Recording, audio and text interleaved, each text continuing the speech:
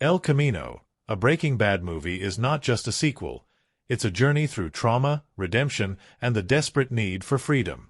Set in the aftermath of Breaking Bad's unforgettable finale, the movie picks up where Jesse Pinkman's story was left unfinished. For years, fans wondered what became of Jesse after he broke free from his chains and roared into the night in Todd Alquist's stolen Chevrolet El Camino. Was he truly free, or was he just a fugitive racing toward another dead end? The film answers that question with the precision, tension, and emotional weight that only Vince Gilligan can deliver. The world of Breaking Bad was always built on tension, but in El Camino, that tension takes on a different form. There's no Heisenberg, no larger-than-life empire to destroy, just Jesse, broken and desperate, trying to disappear. The film strips away the chaos of drug wars and cartel rivalries, leaving only one man's struggle to escape his past. It is a story of survival, not just in the physical sense, but in the emotional and psychological realms as well. Every choice Jesse makes, every person he encounters, and every memory that haunts him serves as a reminder of the hell he endured. From the opening moments, the film grips the audience with an eerie calm. We find Jesse in a world that feels both familiar and alien. The Albuquerque we once knew, with its desert vastness and sunburnt streets, is still here, but it no longer carries the energy of Breaking Bad's chaotic empire building. Now, it feels like a wasteland, a place filled with ghosts of the past. And Jesse? He is no longer a young, reckless street dealer trying to prove himself. He is a man who has been through unimaginable suffering, a man who has been beaten down, enslaved, and stripped of his identity. And yet, there is still a fire inside him, a fire that refuses to die. The film's narrative is not told in a straightforward manner. It moves between the present and the past, filling in the gaps of Jesse's imprisonment while showing us his desperate attempts to carve out a future. The flashbacks are not just there for exposition, they are wounds that refuse to close. We see Todd, Jesse's twisted captor, in moments that are disturbingly casual, revealing how deeply Jesse's suffering was normalized by those who held him prisoner. These scenes are unsettling, not because of what they explicitly show, but because of what they imply. How easy it is for cruelty to become routine, how Jesse was treated as something less than human. One of the most gripping elements of the film is how it transforms Jesse into a lone gunslinger, a man on the run with nothing left to lose. The Western influences that always simmered beneath Breaking Bad's surface are fully realized here. Jesse isn't looking for revenge, he's looking for escape. But in a world where loose ends are never truly tied, running isn't as simple as getting in a car and driving away. He needs money. He needs an identity. He needs to outthink and outmaneuver the people who still see him as a liability. As Jesse navigates his escape, he encounters both friends and foes, each interaction pushing him closer to the point of no return. Some faces are familiar, reminders of the life he is trying to leave behind. Others are new threats, opportunists looking to cash in on his desperate situation. The tension in these moments is suffocating, a reminder that Jesse is always one wrong move away from losing everything. Every dollar he collects, every plan he forms, is a step toward a future that may or may not exist. The cinematography of El Camino is breathtaking in its quiet devastation. The New Mexico desert, once a playground for Walter White's empire, now feels like a vast, inescapable prison. The camera lingers on Jesse's face, letting the audience absorb every flicker of fear, every moment of hesitation, every ounce of determination. Aaron Paul delivers a masterclass in silent storytelling, his expressions carrying the weight of 1,000 unspoken words. There is no need for over-explanation, the pain is written in his eyes. And then there are the moments of pure, edge-of-your-seat suspense. Jesse may be done with the drug trade, but danger isn't done with him. When he finds himself face-to-face with the kind of men who operate in the shadows, the tension becomes unbearable. The gunfights are not stylized or glorified. They are quick, brutal, and unforgiving, reinforcing the idea that in this world, survival is about who acts first, who hesitates, and who is left standing. But for all the action, for all the near misses and narrow escapes, El Camino is ultimately about Jesse finding peace. The audience has spent years watching him suffer, watching him lose everything he ever cared about. And now, we hold our breath, hoping that this time, just this once, he will make it out alive. Every step he takes is a reminder that freedom is not just about escaping the law, it is about escaping the past, about finding a reason to live beyond the pain. The film does not indulge in sentimentality, nor does it offer easy answers. Instead, it gives us something even more powerful, a sense of closure. Not the kind of closure that ties everything up in a neat bow, but the kind that allows Jesse to move forward, to finally take control of his own story. The final moments are not about victory or revenge. They are about release. They are about a man who has spent his life running finally finding a destination worth reaching. El Camino is not just a film for Breaking Bad fans. It is a masterfully crafted character study, a meditation on trauma, and a testament to the resilience of the human spirit. It proves that Jesse Pinkman was never just a sidekick, never just a pawn in Walter White's game. He was always the heart of the story, the one who suffered the most but still held on to something worth saving, and as the screen fades to black, as Jesse drives toward the unknown, we realize something profound. This was never about where he was going. It was about the fact that, for the first time in his life, he had the choice. The night is quiet, but Jesse Pinkman's heart is pounding. He can feel the engine vibrating beneath his fingers, the hum of Todd Alquist's stolen Chevrolet El Camino roaring into the darkness like a wounded animal. The headlights cut through the desert night, illuminating nothing but an empty road ahead. He doesn't know where he's going. He only knows that he has to keep moving. Behind him, the past is burning. Walter White is dead. The compound where he was held like an animal is soaked in blood. But is he truly free? Or is he just running toward another dead end? Jesse's escape isn't clean. Sirens wail in the distance, helicopters swirl overhead, and the city of Albuquerque is on high alert. Everyone knows about the massacre at Jack Welker's compound.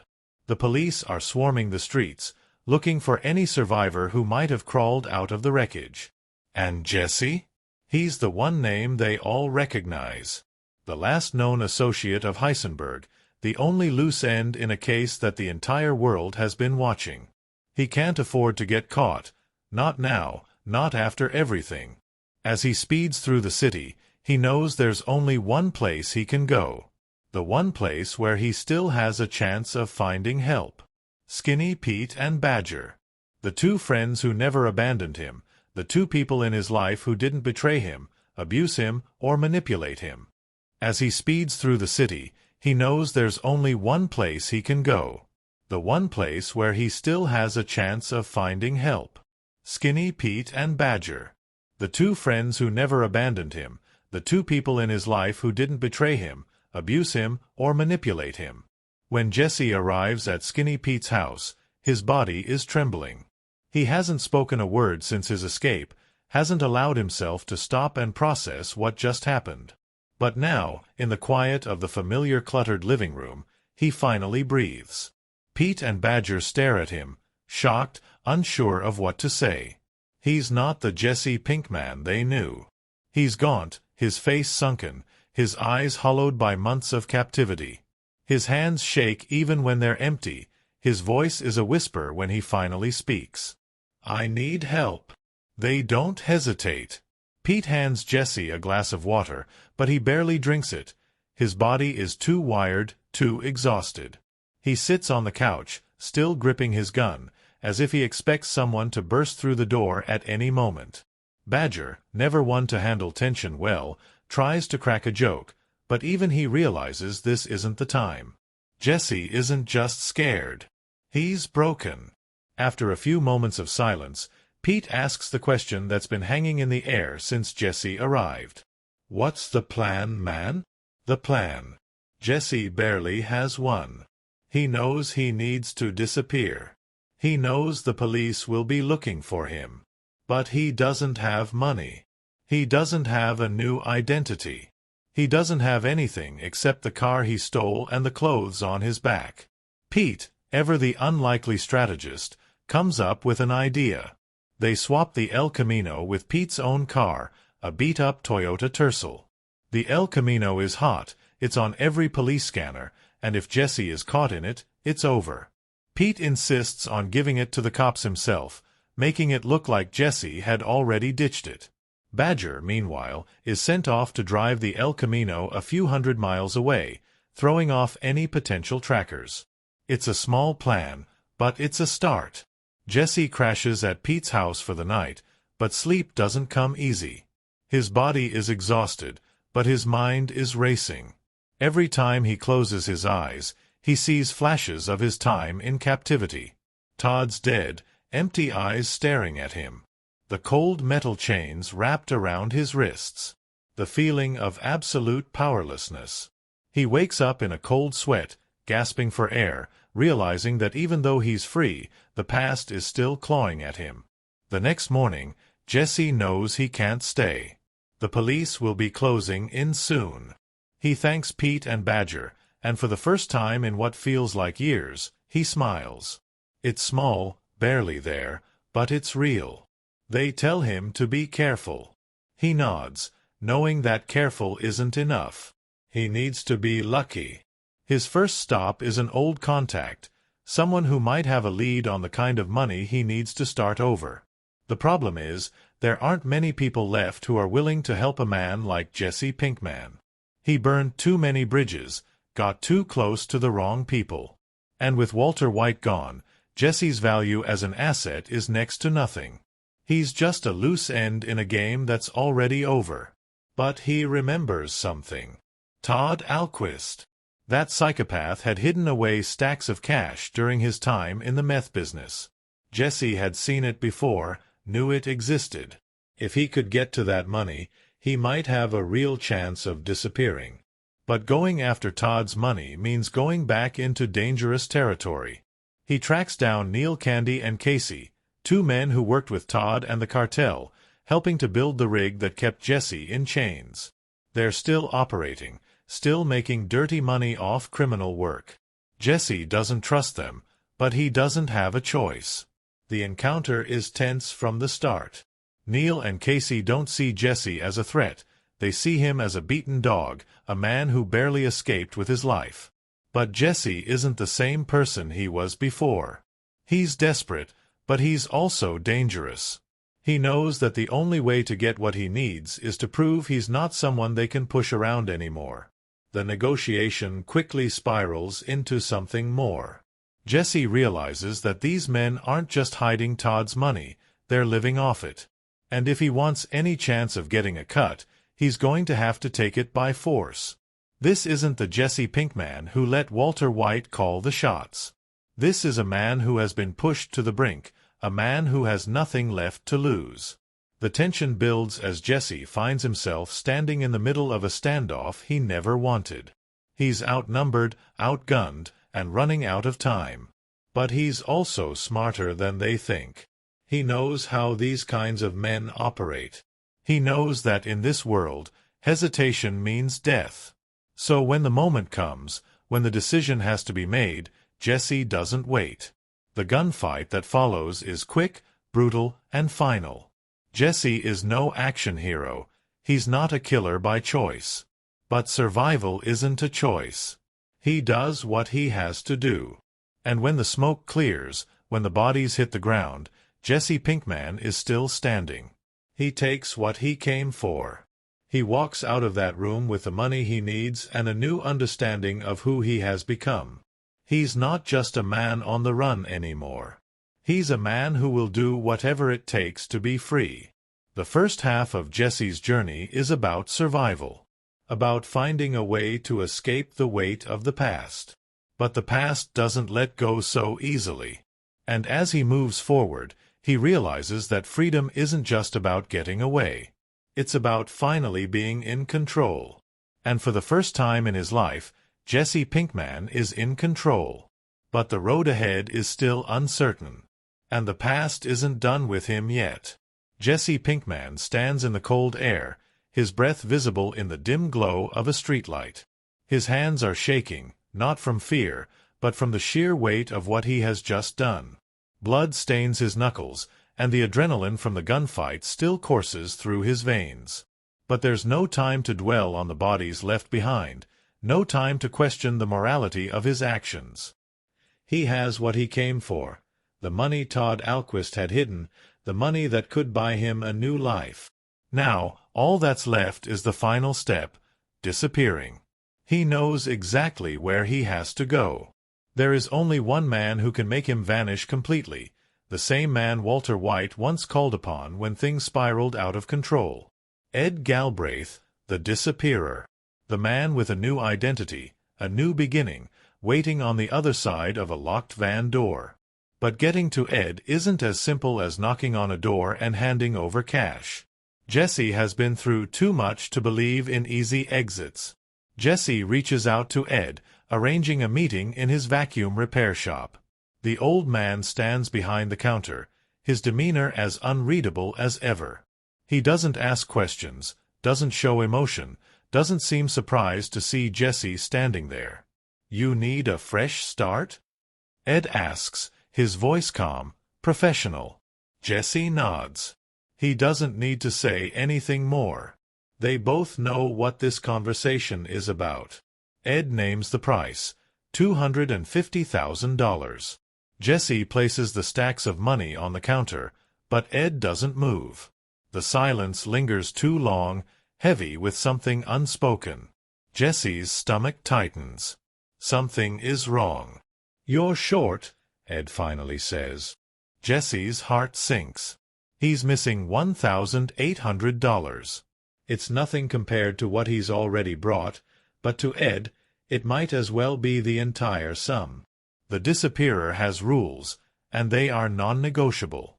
No exceptions. No charity. Panic flickers in Jesse's eyes.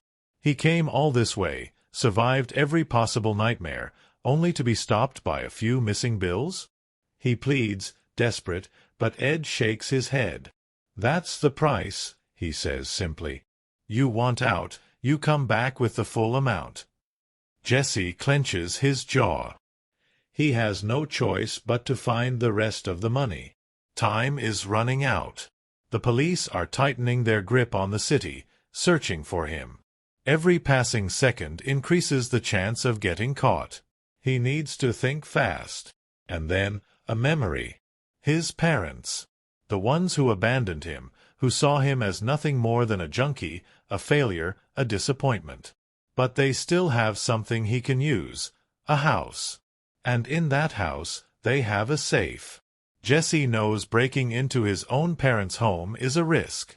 He doesn't want to hurt them, doesn't want to involve them in his mess. But he isn't looking for revenge. He's looking for survival. The plan is precise, calculated. He calls them from a payphone, his voice shaky but determined. "Meet me. We need to talk." His parents, ever eager to save face, rush to meet him, not realizing it's a distraction. While they wait in a distant parking lot, Jesse slips into their house, moving like a ghost through the home he once knew. The safe isn't full of much, some cash, jewelry, a few valuables, but it's enough. It's just enough. Jesse doesn't linger. He takes what he needs and vanishes before his parents return. And then, one final stop. Before he disappears forever, there's one more score to settle. Neil Candy, the man who helped build the cage that kept Jesse a prisoner for months. The man who looked him in the eye and saw him as less than human. Jesse tracks him down to a secluded garage where Neil and Casey are celebrating their success, drinking and laughing as if they haven't been living off blood money. Jesse doesn't announce himself. He steps into the room, quiet and deadly, a shadow waiting for the right moment. Neil smirks when he sees Jesse. He doesn't take him seriously. In Neil's eyes, Jesse is still the broken slave he and his men tormented. But Jesse isn't that person anymore. And he proves it in the deadliest way possible. Neil, arrogant and cocky, offers Jesse a duel. A quick-draw gunfight, like something out of an old western. Jesse doesn't argue. He agrees. But Neil makes one mistake. He underestimates Jesse. The moment Neil reaches for his gun, Jesse fires first, not from his holster, but from a hidden second pistol tucked in his jacket. One bullet. Straight through Neil's head. The other men barely have time to react. Jesse moves like a man who has already died once and has nothing left to lose. The room erupts in chaos, gunfire tearing through the silence, but Jesse doesn't stop until every man who ever took pleasure in his suffering is gone. And when the smoke clears, Jesse doesn't feel satisfaction. Only relief. There's nothing left now. No enemies to chase him, no past to drag behind him. Only a road ahead. Jesse returns to Ed one last time, this time with every single dollar owed. Ed nods, accepting the payment. There are no goodbyes, no last words, just an understanding. Jesse Pinkman is gone.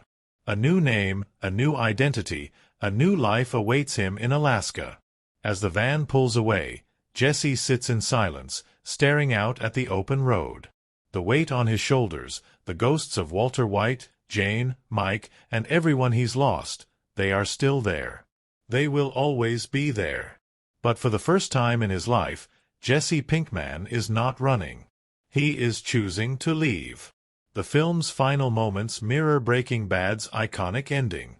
Jesse drives forward, away from the past, toward the unknown. But this time, he isn't screaming in madness or desperation. He is calm. He is free. And that is what makes El Camino not just an epilogue, but a story of redemption.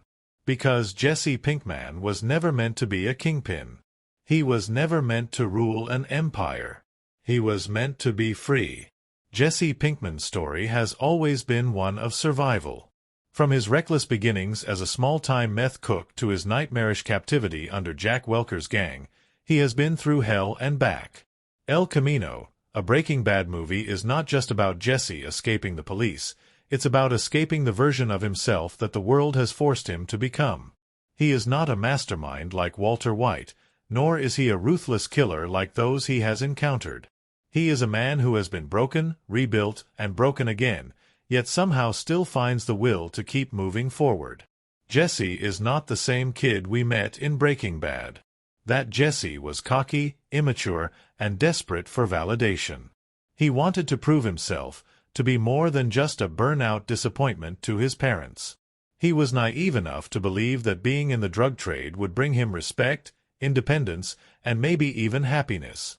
But as the series unfolded, that belief was crushed under the weight of Walter White's manipulations, the deaths of those he cared about, and the harsh reality of the life he had chosen. By the time El Camino begins, Jesse is not trying to prove himself anymore. He is just trying to survive. The trauma Jesse carries in El Camino is palpable. His time in captivity has left him physically and emotionally scarred. The chains that once held him might be gone, but their presence lingers in every movement, every cautious glance over his shoulder, every flinch when he hears an unexpected sound. The film does not need to spell out his PTSD. The audience can see it in the way he grips the steering wheel too tightly, in the way he hesitates before making even the simplest decisions, in the way his body recoils at the thought of confrontation. But what makes Jesse such a compelling character is that, despite everything, he refuses to let his past define him in Breaking Bad. Jesse often found himself being manipulated by stronger personalities. Walter White controlled him with a mix of fatherly affection and cold-blooded cruelty, always keeping him just close enough to feel wanted but never free enough to make his own choices. Gus Fring saw him as a pawn, someone who could be shaped into a useful tool for his empire. Even Mike Ehrmantraut, the closest thing Jesse ever had to a true mentor, ultimately made decisions for him rather than with him. But El Camino is the first time we truly see Jesse making his own choices, without anyone pulling the strings. His intelligence, long overshadowed by his impulsiveness, shines through as he carefully navigates his escape. He no longer rushes into danger blindly. He thinks, he strategizes, he learns from his past mistakes. The Jesse of Breaking Bad might have panicked when Ed refused to help him without the full payment, but the Jesse of El Camino takes the setback in stride, immediately finding another way. He has learned the value of patience, of control, of knowing when to fight and when to retreat. One of the most important aspects of Jesse's character arc in El Camino is his relationship with his past. The film is filled with flashbacks that show not only the horrors he endured under Todd Alquist, but also the moments of quiet reflection with Mike Ehrmantraut and even Walter White. These moments serve as a contrast to his present, reminding him and the audience of the choices that led him here. These moments serve as a contrast to his present, reminding him and the audience of the choices that led him here. The flashback with Mike is particularly poignant. In it, Mike tells Jesse that if he ever wanted to escape, Alaska would be the place to go. "You'd be free up there," Mike says, and in that moment, Jesse sees a version of himself that could exist beyond the chaos. Walter White's presence in El Camino is brief but significant. The flashback to their time in a diner, with Walter musing about Jesse's potential, is a haunting reminder of how much was taken from him. Walter speaks of Jesse going back to school, using his mind for something more than drugs. But even in that moment, there is an underlying manipulation. Walter never saw Jesse as an equal, only as a tool to serve his own ambitions. Jesse's silence in that scene is telling. He knows better now. Todd Alquist, perhaps the most unnerving presence in Jesse's past, is also given more depth in El Camino. Todd was never a traditional villain. He was something worse. His casual, almost childlike demeanor in the flashbacks makes his cruelty even more disturbing. The way he treats Jesse, not as a human being but as something between a pet and a piece of machinery, adds another layer to Jesse's suffering. Todd's interactions with Jesse in El Camino are terrifying because they show just how completely he stripped Jesse of his agency. There was no dramatic torture, no grand displays of violence, just an everyday normality to Jesse's enslavement that makes it even more horrifying.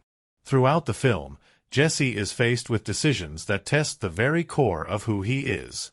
The duel with Neil Candy is not just about revenge, it is about proving to himself that he is no longer a victim. Neil, like so many others, sees Jesse as weak. He underestimates him. But Jesse is no longer the same person who was locked in that cage. He has learned how to fight back, how to adapt, how to survive. The quick-draw shootout is over in seconds, but its impact lasts far longer. Jesse does not celebrate his victory. He does not revel in the violence. He does what needs to be done, then moves on. By the time Jesse reaches Ed Galbraith again, he is a changed man. This is not the Jesse who begged for a way out, who pleaded for someone else to save him. This is a Jesse who found his own way, who fought for his freedom, who took control of his own fate. When he finally gets into the van, heading toward a new life in Alaska, there is no lingering doubt, no hesitation. He is ready. The final moments of El Camino bring Jesse's story full circle. As he drives into the unknown, he is not running in fear. He is driving toward a future that is truly his own. His journey has been long, painful, and unforgiving, but for the first time, he is in control of his own destiny. He is not Walter White's pawn, not Todd Alquist's prisoner, not a lost cause waiting for someone else to save him. He is free. And that is the most powerful transformation of all. The making of El Camino, a Breaking Bad movie, was shrouded in secrecy. Nobody saw it coming, nobody expected it, and when it finally dropped, it was like a ghost from the past had come back to life. A surprise sequel to Breaking Bad, a show that had seemingly ended with absolute finality, was something no one thought possible. And yet, El Camino became more than just a continuation. It was a quiet, poetic, and deeply personal epilogue to one of the greatest television series of all time. But what happened behind the scenes? What strange occurrences, hidden details, and unexpected twists came with bringing Jesse Pinkman's final chapter to life? The answers are as fascinating as the movie itself. A movie nobody knew was being made. One of the most unusual things about El Camino was that it was filmed in complete secrecy. Unlike most major productions, where leaks, paparazzi photos, and set rumors spread months before release, El Camino was shot without anyone outside the cast and crew knowing about it. Aaron Paul had to lie to friends, family, and even co-stars when asked what he was working on. He told people he was filming a small indie project in New Mexico, far from the massive production scale of Breaking Bad. Even Bryan Cranston, who returned for a brief but powerful flashback scene as Walter White, had to sneak onto set. He wore a disguise to avoid being recognized by fans in Albuquerque, which had become a hotspot for Breaking Bad tourism. For months, rumors circulated about a possible sequel to Breaking Bad, but nobody could confirm anything. Then, out of nowhere, Netflix dropped a trailer. And just like that, Jesse Pinkman was back. Aaron Paul had to relearn how to be Jesse Pinkman. Playing a character for 5 years embeds certain habits into an actor, but Aaron Paul found that coming back to Jesse wasn't as easy as he thought. After Breaking Bad ended, Paul had moved on to other projects, playing vastly different roles. Returning to Jesse's mindset after 6 years away was a challenge. He had to rewatch old episodes, study his own performance, and reconnect with the trauma and emotions that defined Jesse's journey. At one point, he even confessed, "I forgot how Jesse walks, how he talks. I had to retrain myself." But once the cameras started rolling, it was as if Jesse had never left. The flashbacks were more complicated than they. El Camino is filled with flashbacks that serve as emotional anchors for Jesse's story. But shooting these scenes was far trickier than expected. For example, Jesse Plemons, who reprised his role as Todd Alquist, had noticeably aged since Breaking Bad. 6 years had passed, and Todd was supposed to look exactly the same as he did in the show. Rather than using CGI de-aging, which was too expensive and unreliable, the filmmakers relied on careful camera angles, lighting, and makeup to maintain continuity. Plemons, who had gained weight since Breaking Bad, fully embraced the challenge of playing a character who was supposed to be a younger version of himself. Fans immediately noticed the difference, but the strength of his performance made it irrelevant. Similarly, Bryan Cranston's cameo as Walter White presented a unique challenge. Since Breaking Bad had ended, Cranston had shaved his head and grown out his hair for other roles. For El Camino, he had to wear a bald cap to recreate Walter White's iconic look. The production team spent countless hours making sure the makeup and lighting were perfect, ensuring that fans wouldn't notice the subtle differences. The movie was shot in just 50 days. For a production as ambitious as El Camino, you'd expect a long filming process. But in reality, the entire movie was filmed in just 50 days. Vince Gilligan, the creator of Breaking Bad and director of El Camino, wanted a fast-paced shoot that felt intimate and immersive. This quick turnaround was a stark contrast to the lengthy production schedules of big-budget films. And yet, despite the short timeline, El Camino maintained the same level of cinematographic brilliance as its predecessor. The name El Camino has a hidden meaning. The title El Camino is more than just the name of the car Jesse steals in his escape. It's a symbol of his journey. In Spanish, El Camino translates to the road or the path. It's a direct reflection of Jesse's story, a road to freedom, a path to a new life. The title El Camino is more than just the name of the car Jesse steals in his escape. It's a symbol of his journey. In Spanish, El Camino translates to the road or the path. It's a direct reflection of Jesse's story, a road to freedom, a path to a new life. This subtle symbolism adds depth to the film's meaning, reinforcing the idea that Jesse's escape isn't just about running away, it's about finding a new way forward. The Western influence, a modern outlaw tale. One of the most fascinating aspects of El Camino is how it leans into classic Western storytelling. Jesse is a lone gunslinger, wandering through a lawless world. The setting is desolate, filled with empty roads and wide-open spaces. The climax, a quick-draw shootout, is straight out of an old Western film. Even Jesse's final escape to Alaska mirrors the Western trope of an outlaw riding off into the sunset, leaving his past behind. Hidden Easter eggs for Breaking Bad fans. Like all Vince Gilligan projects, El Camino is packed with subtle callbacks and hidden details for die-hard fans. The snow globe in Todd's apartment references the one Lydia owned in Breaking Bad. Jesse's line about Alaska ties directly back to Mike Ehrmantraut's advice in the show's final season. The vacuum repair shop phone number is the same one Walter White used to disappear. These little details reward fans who pay close attention, making El Camino feel like a true extension of Breaking Bad. Vince Gilligan originally planned a different ending. One of the biggest surprises about El Camino is how hopeful its ending feels. But in early drafts of the script, Vince Gilligan considered giving Jesse a much darker fate. He toyed with the idea of Jesse being caught or even killed before escaping. Ultimately, he decided that Jesse deserved peace, deserved freedom. After all the suffering Jesse had endured, Gilligan wanted the audience to walk away knowing that he finally had a chance at a real life. A film that was never meant to happen. Perhaps the strangest fact about El Camino is that it wasn't supposed to exist. Vince Gilligan never planned to make a Breaking Bad sequel. He believed the show had ended perfectly. But something about Jesse's fate kept haunting him. He couldn't shake the thought, what happened to Jesse after he drove away? The more he thought about it, the more he realized he needed to tell that story. And so, El Camino was born. Not out of corporate demand, not out of franchise pressure, but out of a storyteller's desire to give his character the ending he truly deserved. Final thoughts. A story that came full circle.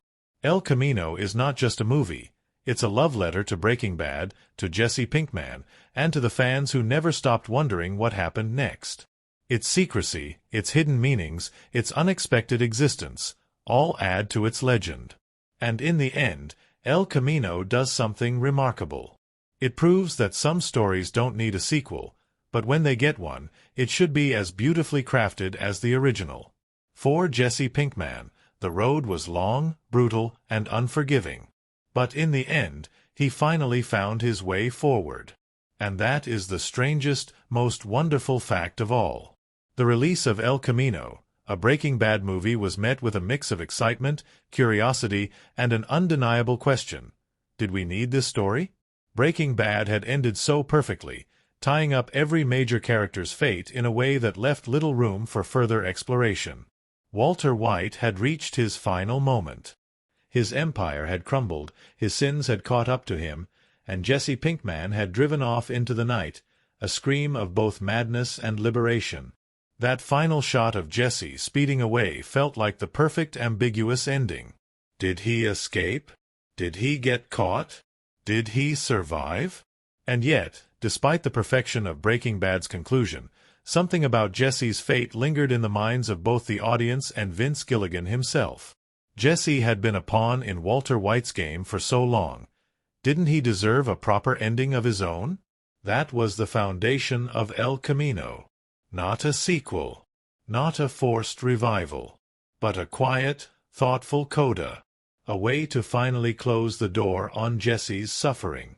What makes El Camino so fascinating from a critical perspective is that it refuses to be the kind of film people expected. Many thought it would be action-packed, filled with shootouts, cartel confrontations, or a larger-than-life showdown for Jesse's survival. But El Camino is not a thriller in the traditional sense. It is a meditation on trauma, a study of a man who has been broken down to nothing and is trying to find his way back to something. Every major event in El Camino serves as a piece of Jesse's fractured psyche, a step in his reluctant journey toward freedom.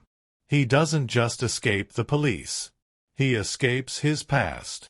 He reclaims his agency. He becomes his own person for the first time. The escape, Jesse's first taste of freedom. The movie begins exactly where Breaking Bad left off, with Jesse fleeing Jack Welker's compound in Todd Alquist's Chevrolet El Camino. The way this scene is shot is crucial to understanding the tone of the film. In Breaking Bad, Jesse's escape was chaotic. He was screaming, his face covered in tears and dirt, his hands gripping the wheel like a man possessed. It was a moment of raw, unfiltered emotion. But in El Camino, that moment plays out differently. The sound is dialed back. The chaos is muted. Instead of triumph, there is exhaustion. Instead of celebration, there is fear. This shift is important because it sets the stage for the film's deeper themes. Freedom isn't just about running away. It's about knowing where to run. Jesse doesn't have a plan. He doesn't know what to do next. For all his suffering, he has never been taught how to live without someone controlling him. His first instinct is to turn to the only people he has left, Skinny Pete and Badger. Their reunion is emotional, but it's also a stark reminder of how much Jesse has changed. Skinny Pete and Badger are still the same. They are still living in the same world of video games and low-stakes schemes.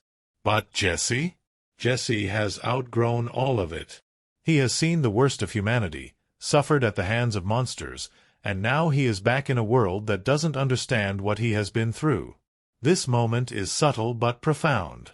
Jesse's interaction with Skinny Pete is not just about getting a place to hide. It's about realizing he no longer belongs in the life he once knew. The flashbacks, Jesse's trauma laid bare. One of the most powerful storytelling devices in El Camino is its use of flashbacks. These aren't just memory fragments thrown in to remind the audience of Breaking Bad. They serve as a way to expose Jesse's mental state, his lingering trauma, and the way the past still owns him. The flashbacks to Todd Alquist are particularly disturbing. The calm, almost polite way Todd treats Jesse is chilling because it reveals the depth of his psychopathy. Todd never saw Jesse as a person. He saw him as an object, a pet, something to be controlled. The way Jesse is forced to cooperate with Todd, the way he moves through Todd's home like a ghost, shows just how deeply his captivity affected him. Even in the present, Jesse moves through the world cautiously, almost as if he is still waiting for permission to breathe. Another critical flashback comes in the form of Mike Ehrmantraut. Mike, in his usual straightforward manner, tells Jesse that if he really wants to escape, Alaska is the place to go. This moment carries so much weight because Mike represents the mentor Jesse never truly got to have. Walter White manipulated Jesse, controlled him, and ultimately destroyed his sense of self. But Mike always saw Jesse as a kid who could be saved. And in this moment, we see Jesse clinging to that small bit of wisdom, using it as a guiding light toward something better. The shootout, Jesse's moment of reclamation. One of the most surprising things about El Camino is how little action there actually is.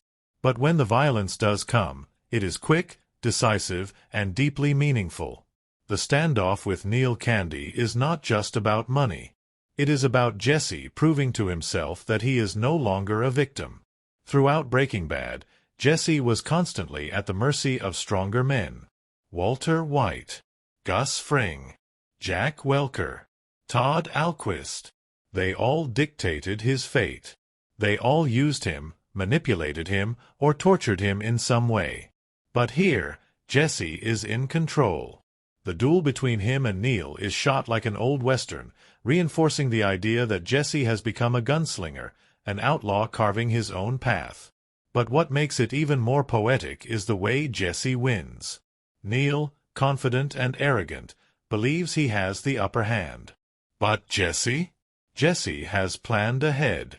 He pulls a hidden gun from his jacket and fires before Neil even has a chance to react. This is a defining moment for Jesse because it shows that he has learned.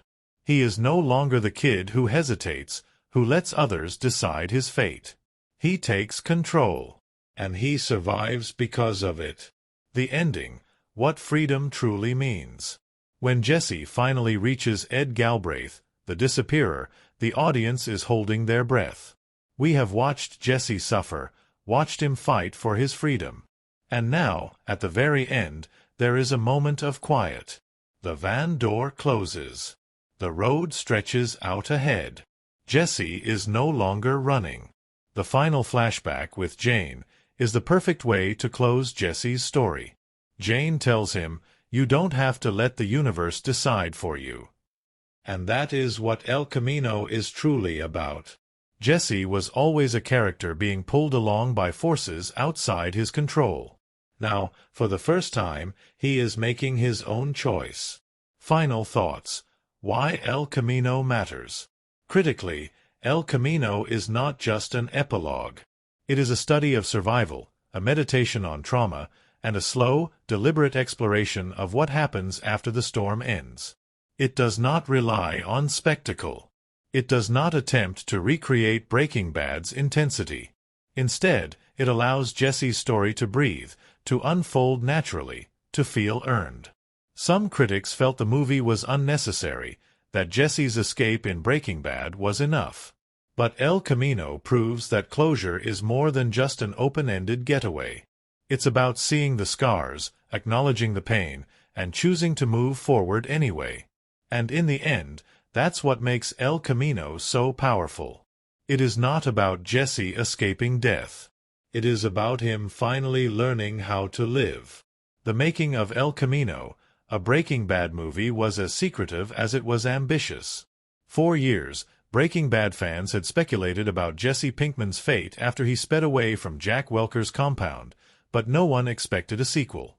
Even Vince Gilligan, the mastermind behind the series, had considered Jesse's fate an open-ended mystery, until something changed. An idea took hold, an idea he couldn't shake. Jesse's story wasn't over. It needed closure.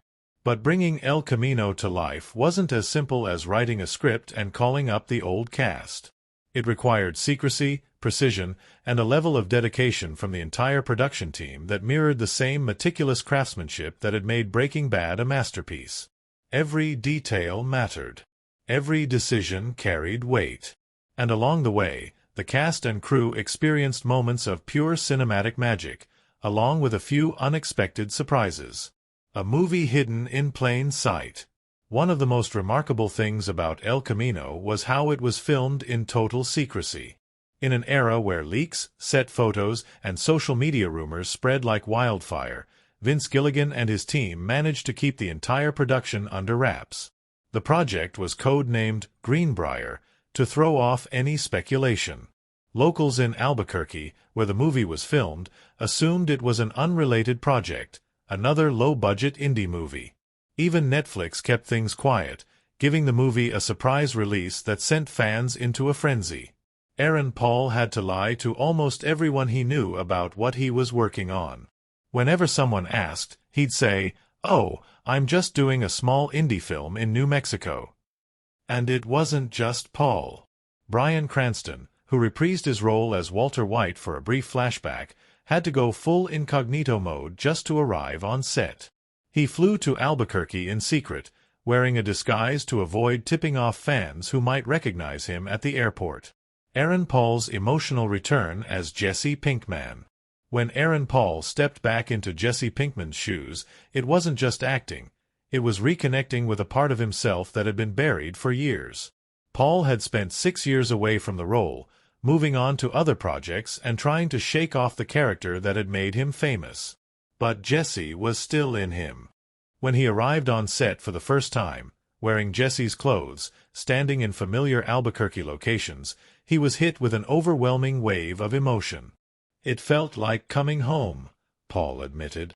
"Like revisiting an old friend who had been through hell and was still trying to find his way." But something strange happened. Paul realized that he had forgotten how Jesse walked. The way Jesse carried himself, the way he slouched, the way he moved, it had all been second nature during Breaking Bad, but now he had to retrain himself. For days, Paul rewatched old Breaking Bad episodes, studying his own performance, making sure he got every movement, every gesture, every nuance just right. And then, something clicked. The moment I got behind the wheel of the El Camino, it all came rushing back. Jesse Plemons' transformation back into Todd Alquist. Reprising Todd Alquist was no small task for Jesse Plemons. Todd was supposed to look exactly the same as he did in Breaking Bad, but there was one problem. Plemons had changed. 6 years had passed, and he had gained weight, his face had matured, and his presence had shifted. There was no way to perfectly recreate his Breaking Bad look. But Vince Gilligan didn't let that stop him. Instead of relying on CGI de-aging, which would have been costly and unnatural, he embraced the changes. Todd's casual, eerie demeanor was more important than his physical appearance. Plemons leaned into the performance, making Todd even creepier than before. "The most unsettling thing about Todd," Plemons said, "is that he never sees himself as a villain. He's just Todd." Bryan Cranston's secret cameo as Walter White. When the trailer for El Camino dropped, fans speculated, would Walter White return? And while some hoped for a miraculous resurrection, Vince Gilligan had something else in mind. Walter White would return, but only in a flashback, a final memory of Jesse's past. Filming this scene was a logistical nightmare. Cranston had shaved his head for years to play Heisenberg, but now his hair had grown back. The solution: a bald cap and hours of prosthetic work. Cranston arrived on set with Aaron Paul, and the two actors slipped into their old chemistry effortlessly. It was as if no time had passed. "The moment we started running lines, we were back in the RV," Cranston recalled. The scene was small, but it carried a world of meaning. Walter White, the man who had both built and destroyed Jesse's life, left him with one final lesson, one that Jesse no longer needed: the Western influence and the showdown that almost didn't happen. One of the most memorable moments in El Camino is Jesse's quick-draw duel with Neil Candy. The way it's filmed, the tense silence, the subtle hand movements, the sudden explosion of violence, feels like something straight out of an old Western. That was entirely intentional. Vince Gilligan always saw Breaking Bad as having Western influences, and with El Camino, he went all in. Jesse is a lone gunslinger, a man on the run, looking for a way out. The final shootout was almost cut from the script, but Gilligan fought to keep it. He knew that Jesse needed one final test, one last moment where he proved he wasn't a victim anymore. And it worked. The moment Jesse outsmarts Neil, draws first, and walks away without hesitation, we see his transformation fully realized. A tribute to Breaking Bad. Throughout the film, Gilligan and his team included small details and callbacks to Breaking Bad that only die-hard fans would notice. The snow globe in Todd's apartment is nearly identical to Lydia's. The vacuum repair shop phone number is the same one Walter White used. Jesse's plan to escape to Alaska ties back to what Mike Ehrmantraut once told him. The opening shot of Jesse washing up in Skinny Pete's sink mirrors a similar moment in Breaking Bad Season 5. These little touches weren't just for nostalgia, they were breadcrumbs, tying Jesse's past to his future. Final thoughts: a movie that was never supposed to exist. The strangest fact about El Camino is that it wasn't supposed to happen at all. Vince Gilligan never planned on making a sequel to Breaking Bad. But the more he thought about Jesse's escape, the more he realized it wasn't the end of the story, it was the beginning of a new one. And so, El Camino was born. A film that was made in secret. A film that gave fans one final ride with Jesse Pinkman. A film that didn't rely on spectacle, but instead focused on the quiet, powerful journey of a man who had finally found his freedom. And in the end, maybe that was the strangest fact of all, that a story no one thought needed to be told ended up being exactly what we didn't know we needed. The world of El Camino, a Breaking Bad movie, is familiar yet profoundly different. The dusty streets of Albuquerque, once the stomping ground of Heisenberg's empire, now feel emptier, lonelier, like echoes of a past that refuses to be buried. Everything in this film is built around Jesse Pinkman's experience, his isolation, his desperation, and ultimately, his quest for freedom. And nowhere is that more evident than in the film's setting and cinematic elements. Every location, every frame, every flicker of light or shadow works in harmony to tell Jesse's story, making El Camino not just a continuation of Breaking Bad, but a deeply immersive, almost poetic journey into one man's struggle to escape his past. Unlike Breaking Bad, which was filled with bustling diners, bright deserts, and chaotic drug dens, El Camino strips the world down to its most desolate, barren form. The Albuquerque we see here is a ghost town. Jesse is not walking through the empire of crime that Walter White built, he is walking through its remains. The wide-open roads, the empty parking lots, the dimly lit interiors of run-down motels, every location emphasizes Jesse's solitude. He is alone, cut off from the life he once knew, and the cinematography makes sure we feel that loneliness alongside him. From the very first shot, El Camino sets its tone with a sense of unease. The film opens with a vast, open space, a river, calm and endless, with Mike Ehrmantraut standing beside it. This is not Albuquerque's familiar desert, but something more reflective, almost dreamlike. The water glistens, moving gently, a contrast to the chaos that Jesse will soon endure. The moment is significant because it establishes the idea of escape. Mike tells Jesse that if he were him, he'd start over in Alaska. Jesse listens, but in this moment, he is still trapped in the past. He is not yet ready to let go. The peaceful setting juxtaposed with Jesse's lingering pain makes it all the more powerful. But then we are thrown into Jesse's real world, the harsh, inescapable present. The transition is jarring. The moment Jesse bursts through the compound's gates in the stolen El Camino, the cinematography shifts. The camera is shaky, the lighting harsh, and the car's headlights barely cut through the suffocating darkness. This isn't a triumphant escape, it's a frantic, desperate sprint toward survival. The roads feel like they stretch on forever, yet there's nowhere for Jesse to go. The world outside is still against him.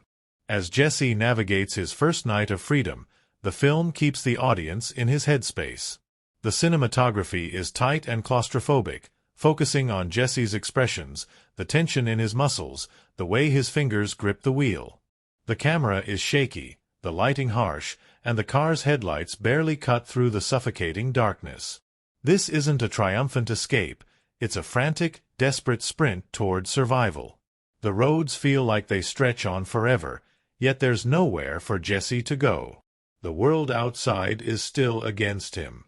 As Jesse navigates his first night of freedom, the film keeps the audience in his headspace. The cinematography is tight and claustrophobic, focusing on Jesse's expressions, the tension in his muscles, the way his fingers grip the wheel. He is free from his physical chains, but mentally, he is still caged. The lighting plays into this. Dim streetlights, flickering neon signs, long shadows creeping in every direction. Albuquerque at night is both his refuge and his nightmare, a place where he can hide but never truly feel safe. One of the most striking settings in El Camino is Skinny Pete's house. Here, the cinematography shifts. The lighting is warmer, softer. The space is cluttered with junk food, video game consoles, and the kind of mess that feels oddly comforting. This is the only place Jesse has left where he is not immediately in danger. For a moment, the audience can breathe. But even here, there is an underlying tension. The shots are still intimate, lingering on Jesse's haunted expression as he washes his face in the bathroom sink. The reflection in the mirror is distorted. He doesn't recognize himself anymore. It's a subtle visual cue, reinforcing the idea that Jesse has been stripped of everything he once was. As Jesse steps out into the real world again, the cinematography returns to cold, sterile environments. The house where Todd kept him imprisoned is a perfect example. It's not dark or grungy, it's unsettlingly clean, overly neat. The contrast between Todd's soft-spoken voice and the eerie stillness of his apartment makes everything feel surreal. The color palette is pale, almost washed out, emphasizing how lifeless the place feels. Todd treats Jesse's captivity like an afterthought, a normal part of his routine, and the setting reflects that. There are no dramatic shadows or horror movie aesthetics, just normalcy, and that's what makes it so chilling. When Jesse returns to Neil Candy's welding shop, the lighting and composition change once again. Here, the Western influence of El Camino becomes undeniable. The location is vast and industrial, with large open spaces and harsh, artificial light casting long, exaggerated shadows. Jesse stands in the doorway like a gunslinger stepping into a saloon, his figure dark against the bright, unflinching neon glow inside. This is a duel, and the cinematography makes sure we know it. The slow build-up, the way the camera lingers on Jesse's hand twitching near his holster, the barely perceptible tension in Neil's stance, it's classic Western framing. When the gunfight finally erupts, it's quick, brutal, and precise. The camera doesn't glorify the violence. It makes it feel immediate, unavoidable. Jesse's victory isn't drawn out or exaggerated. He fires first, wins, and it's over in seconds. There's no slow motion, no over-the-top heroics. Just survival. And then the silence that follows, heavy and absolute. One of the most breathtaking moments of cinematography in El Camino comes at the very end. Jesse drives toward Alaska, toward a life that is entirely his own.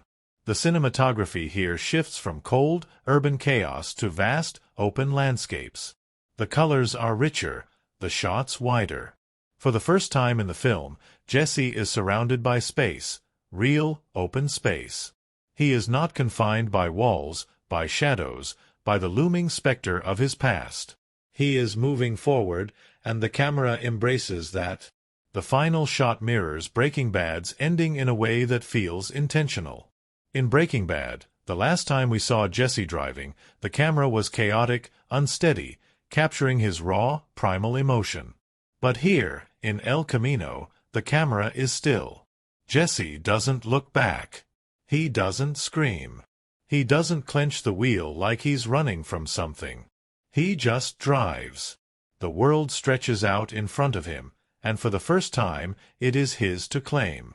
Visually, El Camino is a masterpiece of subtle storytelling. Unlike Breaking Bad, which thrived on high-energy cinematography and explosive, fast-paced sequences, this film leans into a more introspective, carefully composed style. The long takes, the quiet moments of stillness, the way light and shadow are used to reflect Jesse's emotional state. All of it creates a film that feels deeply personal, almost poetic. Every location serves a purpose. Every frame tells us something about Jesse's state of mind. From the cold, confined spaces of Albuquerque streets to the vast, open freedom of Alaska, the film uses its setting and cinematography to take us inside Jesse's soul. And in the end, that's what makes El Camino so powerful. It's not just a story about escape.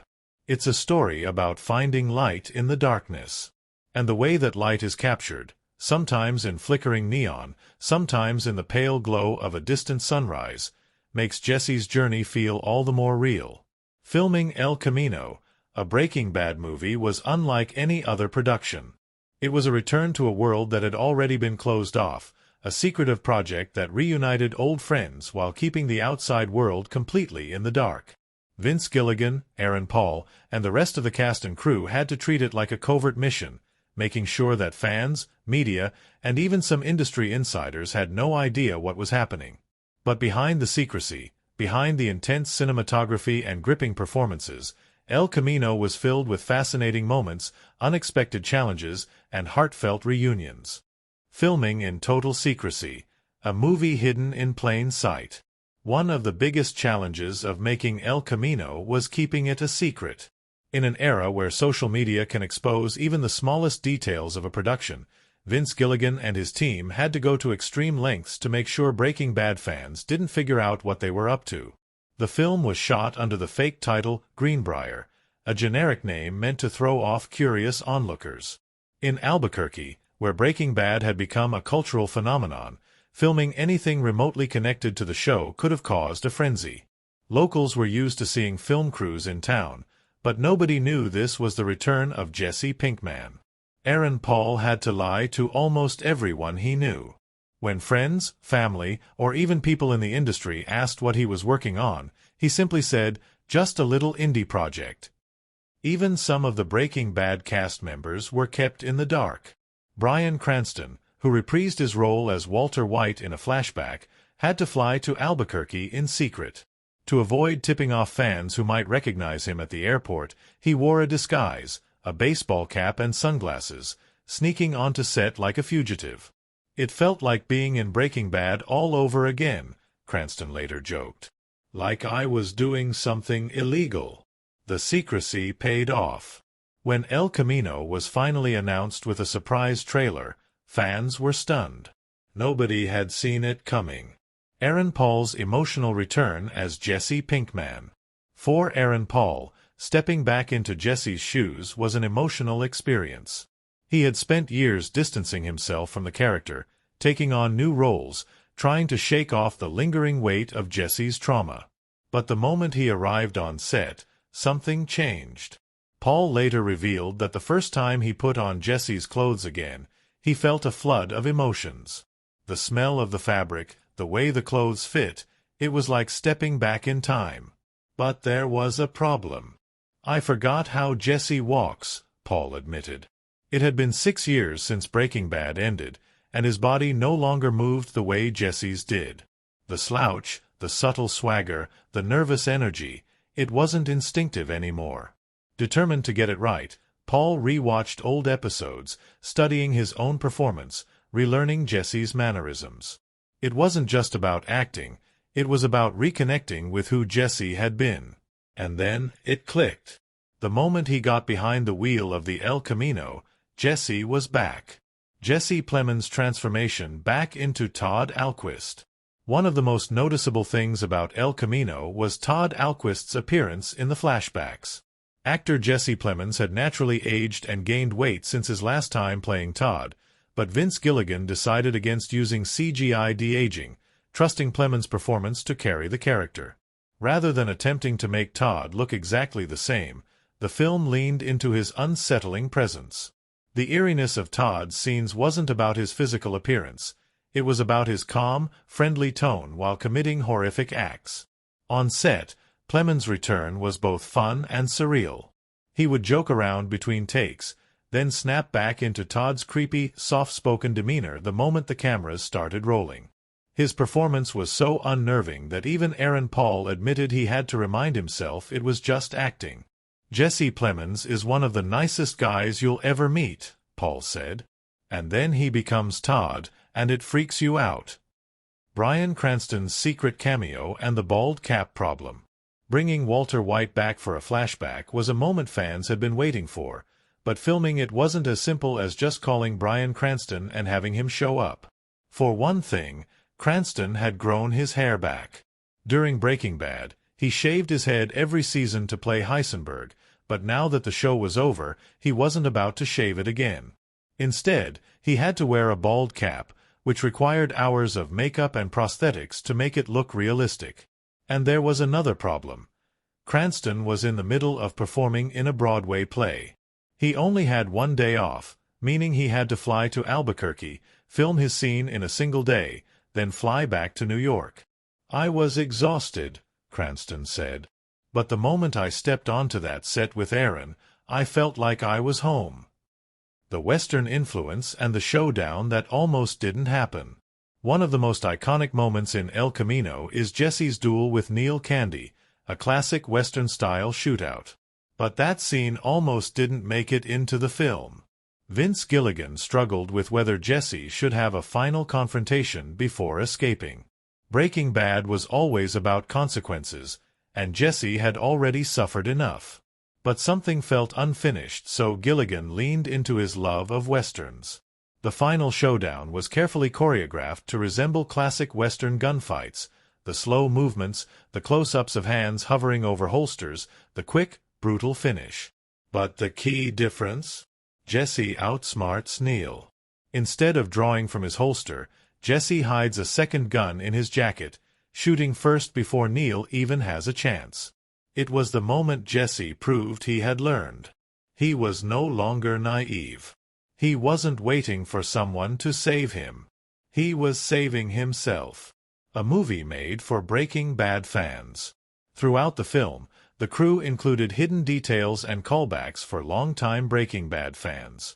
The snow globe in Todd's apartment mirrors the one Lydia owned. The vacuum repair shop phone number is the same one Walter White used. Jesse's plan to escape to Alaska directly ties back to Mike Ehrmantraut's advice in Breaking Bad. The way Jesse washes his face in Skinny Pete's bathroom mirrors a similar scene from Season 5. These details weren't just for nostalgia. They were Vince Gilligan's way of making sure fans felt like they had truly returned to the Breaking Bad universe. Final thoughts. A project that almost never happened. Perhaps the most fascinating thing about El Camino is that it was never meant to exist. Vince Gilligan had never planned a sequel. He believed Breaking Bad ended perfectly. But something about Jesse's fate wouldn't leave him alone. He kept thinking, what happened to Jesse after he drove away? Eventually, that thought turned into a script, and that script turned into a secret production. And that secret production became one of the most unexpected, beautifully crafted epilogues in television history. For the cast and crew, El Camino wasn't just a movie. It was a love letter to Breaking Bad, to Jesse Pinkman, and to the fans who never stopped wondering what happened next. The world of El Camino, a Breaking Bad movie, is not just built on action, escape, and survival. It is a deeply introspective journey, layered with themes of trauma, freedom, self-determination, and redemption. Every frame of the film, every choice Jesse Pinkman makes, is infused with meaning. El Camino is more than just the continuation of a story. It is a meditation on what it means to truly escape, not just physically, but emotionally and spiritually. From the very first shot to the final frame, the movie is constructed in a way that feels like Jesse is walking through a purgatory of his past, confronting ghosts, making amends with his demons, and ultimately deciding if he is going to let them define him forever. The symbolism embedded in the visuals, dialogue, and Jesse's journey speaks to deeper ideas, ones that give El Camino a weight that extends beyond its connection to Breaking Bad. The theme of freedom, a man breaking his chains. At its core, El Camino is about freedom. Jesse begins the movie as a man who has already escaped his physical prison, Jack Welker's compound, where he had been held captive and enslaved by the neo-Nazi gang. But he is not truly free. Even as he races down the highway in the stolen Chevrolet El Camino, sirens echoing behind him, the film makes it clear, freedom is not just about running away. Throughout the film, Jesse is confronted by reminders of his past enslavement. The flashbacks with Todd Alquist are some of the most chilling moments, showing how deeply Todd dehumanized Jesse. Todd did not torture him in the traditional sense. He did something worse. Todd normalized Jesse's captivity. In one of the film's most unsettling sequences, Todd casually drives Jesse out into the desert under the pretense of retrieving a stash of money. The whole interaction is deeply symbolic. Todd treats Jesse like a pet rather than a person. He speaks to him in a calm, friendly tone, almost like a friend or an older brother. Todd trusts Jesse enough to let him hold a gun, because he knows Jesse won't use it. Jesse has been broken. He has had his will to fight stripped from him. Even the color palette in these scenes is faded, drained of life, just like Jesse's spirit at the time. The significance of this theme is profound. Jesse has already escaped once, but now he must reclaim his freedom in every sense. This culminates in the final confrontation at the welding shop, where Jesse takes his first truly independent action. The showdown with Neil Candy is not just about getting money, it is about taking control of his own fate. For the first time, Jesse does not hesitate. He does not let someone else dictate the rules of engagement. He draws first, wins, and walks away. This is the moment he becomes truly free. The road as a symbol of transformation. The title El Camino is not just a reference to the car Jesse steals, it is symbolic of his journey. In Spanish, El Camino means the road or the path. This is not just a movie about Jesse going from one place to another, it is about him choosing his own direction for the first time in his life. Throughout Breaking Bad, Jesse was always reactive. He was dragged along by Walter White's schemes, manipulated by others, trapped in cycles of violence that he could not escape. But El Camino changes that. The open road represents choice. Every time Jesse gets behind the wheel, he is making a decision. Where to go, who to trust, whether to fight or run. The final shot of the film, where Jesse drives into the unknown wilderness of Alaska, is the ultimate symbol of rebirth. The road stretches out ahead, open and unmarked. He is no longer running from something.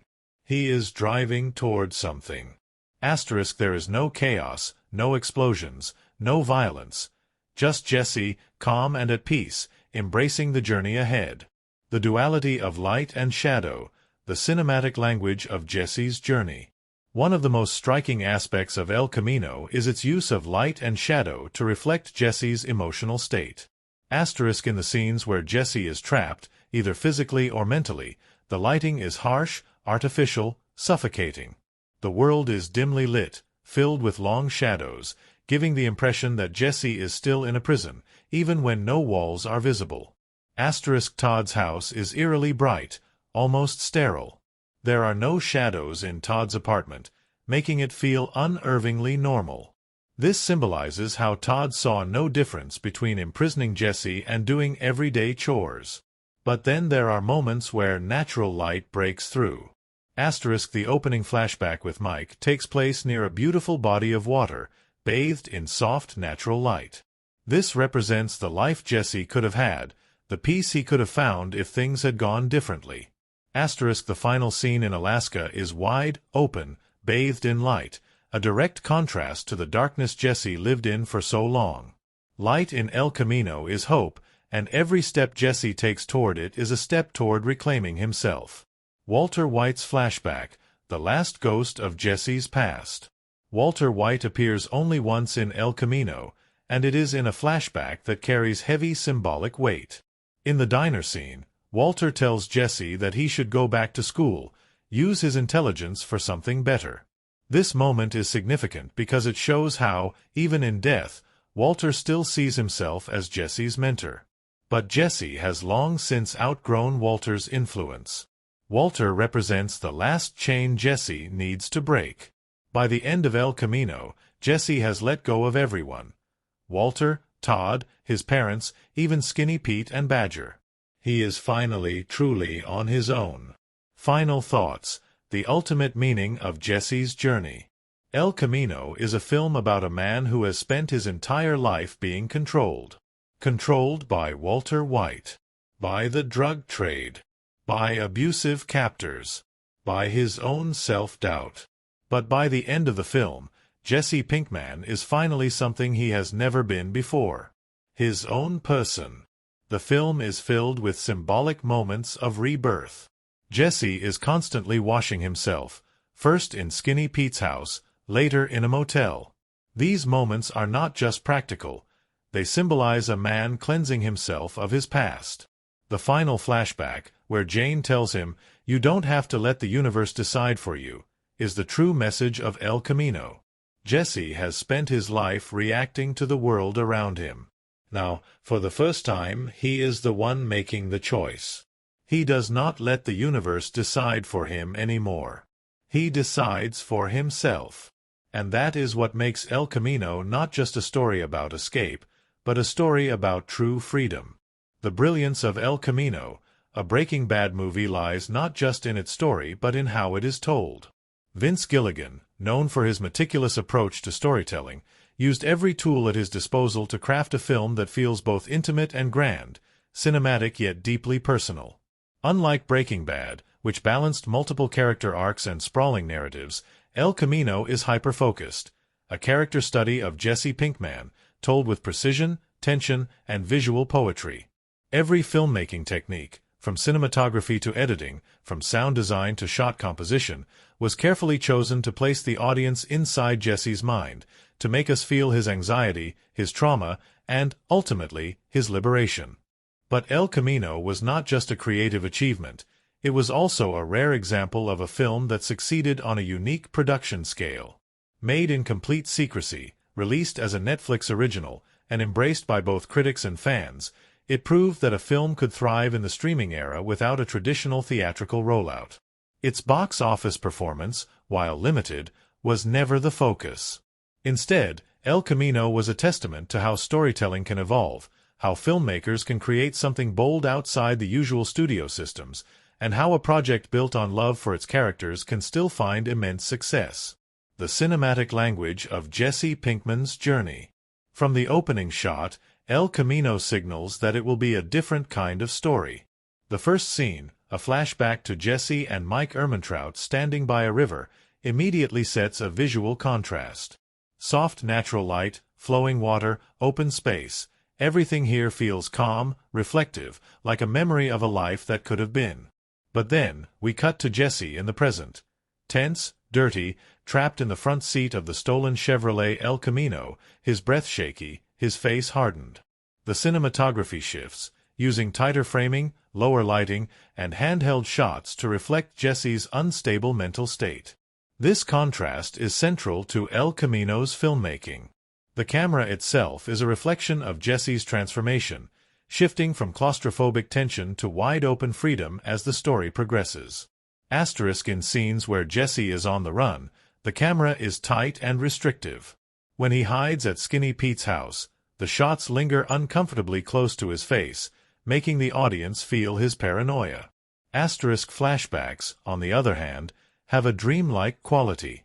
Even when Jesse is remembering his time in captivity, the lighting in Todd Alquist's home is eerily bright, almost artificial, showing how disconnected Jesse was from reality during that time. The cinematography mirrors Jesse's headspace. When he feels trapped, the frame is suffocating. When he is finally free, the camera pulls back, giving him space. One of the most striking examples of this is in the final act, when Jesse arrives at Neil Candy's welding shop. The scene is shot like a classic Western, a slow-building standoff between two gunslingers. Jesse stands in the doorway, his silhouette outlined against the cold neon lights inside, just like a cowboy entering a saloon in an old Western film. The camera moves slowly, deliberately, watching Jesse's hand hover near his hidden gun, just as in an old quick-draw duel. When the gunfight begins, the camera does not cut frantically. Instead, it stays steady, making the violence feel immediate and final. The power of sound and silence. Sound design plays a crucial role in El Camino, shaping tension and emotion in ways that dialogue never could. Some of the most intense moments in the film are built on silence. When Jesse first arrives at Skinny Pete's house, the room is nearly silent except for Jesse's heavy breathing. The absence of background music forces the audience to focus on his state of mind, on how lost and broken he feels. In Todd's apartment, the everyday sounds, running water, rustling papers, a tea kettle whistling, are unsettlingly loud. This makes the scene feel surreal, as if Jesse is floating through a nightmare. The gunfight in the welding shop is not scored with music. Only the sounds of gunfire, footsteps, and breathing fill the space, making the violence feel raw and real. But when music is used, it is used masterfully. The use of Dr. Hook's Sharing the Night Together during Jesse and Todd's flashback is disturbing because it contrasts so sharply with the horror of Jesse's captivity. The song Static on the Radio by Jim White plays over the film's final moments, perfectly capturing Jesse's journey toward a new, unknown life. Editing. A story told in fragments. Unlike Breaking Bad, which often used a linear narrative structure, El Camino plays with time. The film is not just about Jesse's escape, it is about the way his past is still chained to him. Flashbacks are woven into the present timeline, sometimes seamlessly, sometimes abruptly. This creates an effect where Jesse himself seems unsure of when he is, physically free but mentally still trapped in his memories. The flashbacks are not just exposition, they are emotional anchors. When Jesse remembers Todd giving him a cigarette and thanking him for burying a body, it isn't just a plot point. It is a moment that reminds Jesse of how powerless he once was. This fragmented storytelling style mirrors PTSD, showing how Jesse's mind constantly shifts between past and present. Box office and Netflix success, redefining a film's impact. El Camino was never meant to be a massive box office hit. Unlike traditional Hollywood films, it was released primarily as a Netflix original, with only a limited theatrical run in select cities. Despite this, the film performed exceptionally well. On its first day alone, El Camino was watched by 6.5 million Netflix accounts. Within its first weekend, over 25 million households had streamed the film. The limited theatrical release brought in nearly $40,000 per theater, a strong number for a movie that was available to stream at home. Unlike traditional films that rely on ticket sales, El Camino's success was measured by viewership and cultural impact. And by those standards, it was a triumph. A film that feels like Breaking Bad, but stands on its own. While El Camino is undeniably tied to Breaking Bad, Vince Gilligan took care to make sure it felt like its own film, with its own unique identity. The pacing is slower and more methodical than the high-intensity pacing of Breaking Bad. The visuals are more poetic, focusing on Jesse's isolation and emotional state rather than explosive action. The story is contained. Unlike Breaking Bad, which juggled multiple characters and subplots, El Camino is solely about Jesse's journey. This careful balance allowed El Camino to satisfy longtime fans while still working as a standalone character study. Final thoughts. A masterclass in cinematic storytelling. El Camino, a Breaking Bad movie, is a testament to how filmmaking techniques can elevate storytelling. Its cinematography places the audience inside Jesse's head. Its sound design makes silence as powerful as dialogue. Its editing creates a non-linear, emotional journey. Its release strategy proved that streaming could deliver cinematic success. For Jesse Pinkman, El Camino was about breaking free. For Vince Gilligan, it was about proving that storytelling, when done right, can transcend traditional formats and expectations. And in the end, El Camino didn't just add to Breaking Bad's legacy. It solidified Jesse Pinkman's story as one of the greatest character arcs ever put to screen. The return of Breaking Bad's beloved characters in El Camino, a Breaking Bad movie, was a moment of cinematic history that no one saw coming.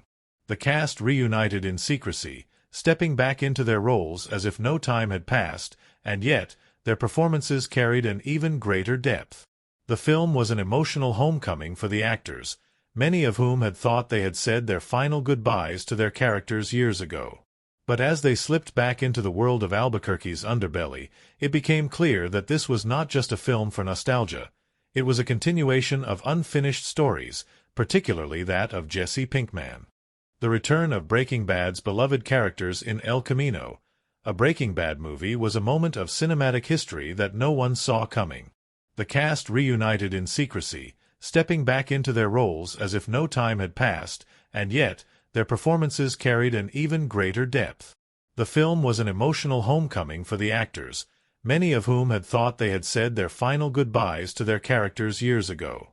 But as they slipped back into the world of Albuquerque's underbelly, it became clear that this was not just a film for nostalgia. It was a continuation of unfinished stories, particularly that of Jesse Pinkman. Aaron Paul, the heart and soul of El Camino. At the center of El Camino was Aaron Paul, the actor who had once been an unknown name before his breakout role as Jesse Pinkman. Over 5 seasons of Breaking Bad, Paul transformed Jesse from a reckless, immature small-time dealer into one of television's most heartbreaking, complex, and beloved characters. But Jesse's story never felt truly finished. For Aaron Paul, returning to Jesse was both exhilarating and terrifying. "It felt like stepping into a time machine," Paul said in an interview. "It had been 6 years, but the moment I put on Jesse's clothes, the moment I got back into that car, it all came flooding back. But there was an unexpected challenge. I actually forgot how Jesse walked," he admitted. Years of playing different roles had changed Paul's natural movements, and it took re-watching old Breaking Bad episodes to remind himself of Jesse's posture, his slouch, his nervous energy. Paul also described how deeply personal Jesse's journey was for him. He had lived with the character for years, felt his pain, his losses, and his fleeting moments of joy. Playing him again meant going back to a headspace that was dark, raw, and deeply emotional. This is a man who has been completely broken. He's been tortured, enslaved, and now he's finally free, but he has no idea what to do with that freedom. The biggest reward for Paul was getting to give Jesse the closure he deserved. Jesse never had a plan. He was always dragged into things, always being manipulated. For the first time, he's making his own decisions, and that's what this movie is about. Jesse Plemons, the unsettling return of Todd Alquist. Few characters in Breaking Bad were as unnervingly creepy as Todd Alquist, played by Jesse Plemons. Todd was a rare kind of villain, not fueled by greed or revenge, but by a complete lack of conscience, wrapped in a polite, almost childlike demeanor. For Plemons, stepping back into Todd's shoes was a challenge. "Todd is one of the strangest characters I've ever played," Plemons said. "There's something deeply unsettling about how casual he is with murder, with violence." But there was one glaring issue. Plemons had aged since Breaking Bad. He had gained weight, his face had matured, and the years had made it impossible to perfectly match how he looked in the original series. Vince Gilligan considered using CGI de-aging technology, but ultimately they relied on makeup, careful lighting, and Plemons' own ability to channel Todd's unsettling presence. "It was more important that Todd felt the same rather than looked the same," Gilligan explained. "Jesse Plemons is such an incredible actor that after a few minutes, you stop thinking about the visual differences." Fans were initially taken aback by Todd's appearance in the flashbacks, but his performance was so chilling that it quickly didn't matter. Bryan Cranston's secret cameo, Walter White's haunting presence. When El Camino was first announced, speculation ran wild. Would Walter White return? Bryan Cranston, who played the legendary Heisenberg, had ended Breaking Bad with a definitive, tragic death. But in the world of cinema, anything is possible. The truth was more grounded. Walter White would return, but only in a flashback. "I loved the idea that Walter's last words to Jesse weren't some deep, dramatic moment. It was just a conversation," Cranston said. Filming his scene was incredibly tricky. Cranston was performing in a Broadway play at the time, which meant he had only one day off. "I flew in, filmed my scene in one day, and flew right back to New York," Cranston revealed. "It was exhausting, but absolutely worth it." And there was another challenge. Cranston had grown his hair back. Since Walter White was bald, he had to wear a bald cap and spend hours in makeup to recreate his Breaking Bad look. But the moment he and Aaron Paul sat down at the diner table, it was as if they had never left. It was surreal. It felt like no time had passed, like we were right back in the middle of Breaking Bad. Audience reactions. A love letter to Jesse Pinkman. The response to El Camino was overwhelmingly positive, particularly from Breaking Bad fans who had been waiting years for Jesse's fate to be revealed. Critics praised Aaron Paul's performance, the film's emotional depth, and its cinematic style. "It's not just a sequel, it's a meditation on trauma, survival, and freedom," one critic wrote. Some fans, however, were surprised by the film's quiet, introspective nature. They had expected a high-action thriller, but instead got a slow-burning, emotional character study. But that was exactly the point. El Camino wasn't about explosions or cartel wars, Aaron Paul explained. It was about Jesse finally choosing his own path. On platforms like Rotten Tomatoes and IMDb, El Camino received high ratings, with many fans calling it the perfect epilogue to Breaking Bad. One of the most common praises was how the film respected Jesse's journey. "Jesse Pinkman was always one of the best-written characters on television," one fan wrote. "Seeing him finally take control of his life was worth the wait." Final thoughts. A film that felt like coming home. For the cast, El Camino was more than just a movie. It was a chance to revisit a world that had changed their lives. Aaron Paul described it best. "Breaking Bad was the best thing that ever happened to me. But Jesse always felt unfinished. With El Camino, I got to give him the ending he deserved." And for audiences, El Camino was more than just a film. It was a final farewell to a character who had suffered, survived, and, at last, found freedom. As the journey through El Camino, a Breaking Bad movie, comes to an end, it becomes clear that this film was more than just a continuation. It was a necessary, emotional epilogue to one of television's most unforgettable stories. Through every frame, every quiet moment, and every glance from Jesse Pinkman, the film tells a story of survival, redemption, and the ultimate pursuit of freedom. It is not a sequel that exists for the sake of nostalgia. It is not a cash grab looking to extend the Breaking Bad universe. It is, at its heart, a deeply personal character study, crafted with the same level of brilliance that made Breaking Bad a masterpiece. From the moment Jesse escapes Jack Welker's compound to the final frame of him driving into the vast unknown, the film pulls the audience into his mind, forcing us to feel his fear, his trauma, and, ultimately, his hope. The Breaking Bad series ended with Walter White's fate sealed, but Jesse's fate was left uncertain, his future a mystery. Now, El Camino has finally given him the closure he deserved. It was never about revenge, never about retribution. It was about Jesse taking control of his own story for the first time in his life, revisiting a world that defined television. One of the most remarkable aspects of El Camino is how seamlessly it brings us back into the Breaking Bad universe. From the opening moments, the familiar atmosphere of Albuquerque returns. The dry, open roads, the distant sound of police sirens, the yellow-tinged desert sky. Yet, the tone is different. This is not a story about power or ambition, but about escaping the ghosts of the past.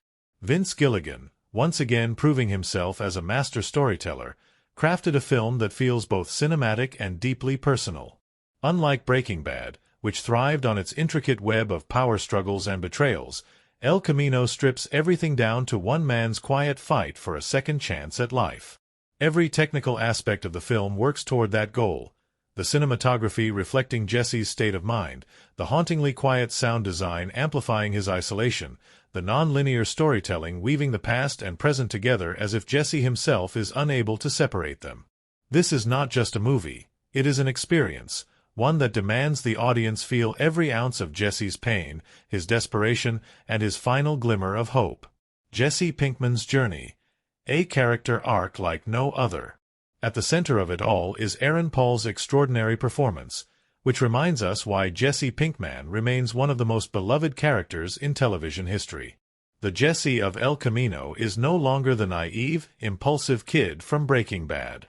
He is broken, haunted by his past, barely holding onto the will to keep moving. And yet, despite everything, he is still standing.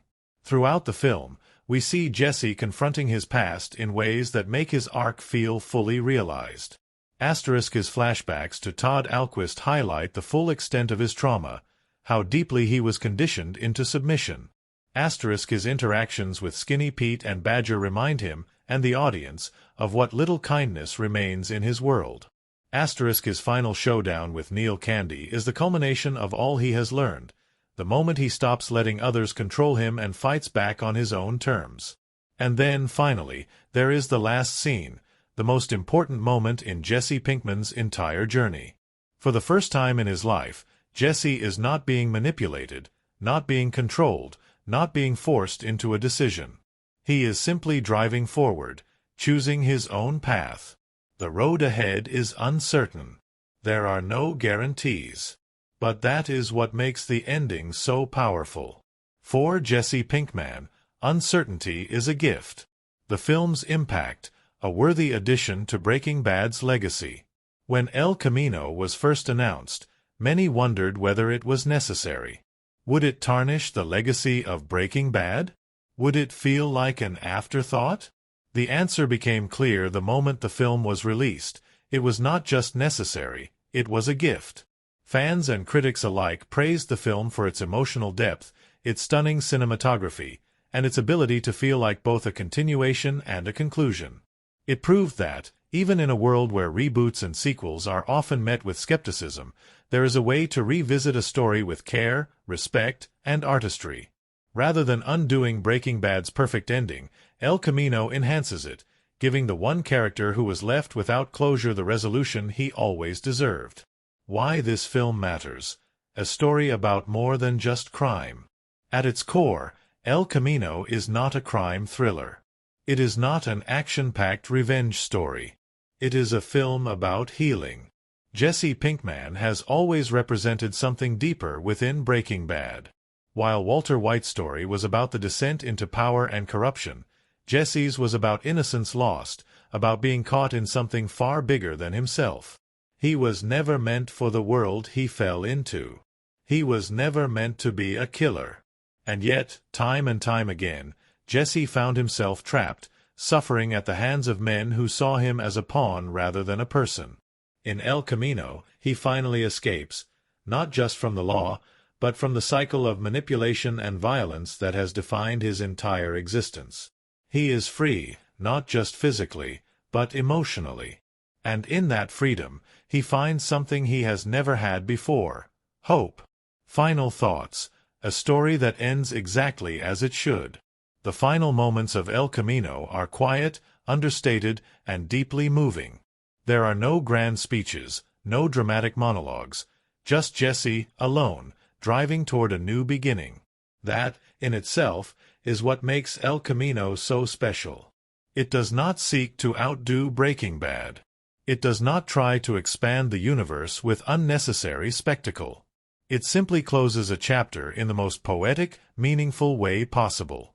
And in doing so, it solidifies Breaking Bad's legacy as one of the greatest stories ever told. What's next? More deep dives into cinema. As we reach the end of this deep dive into El Camino, one thing is clear: great storytelling never truly ends. Every film, every character, every choice made by a director or writer is filled with meaning, and there is always more to explore. If you loved this analysis, if you want to continue diving into the art of cinema, then don't forget to subscribe. There are so many more movies to break down, more hidden details to uncover, and more unforgettable characters to revisit. And just like Jesse Pinkman driving into the unknown, the journey of exploring great films is always just beginning.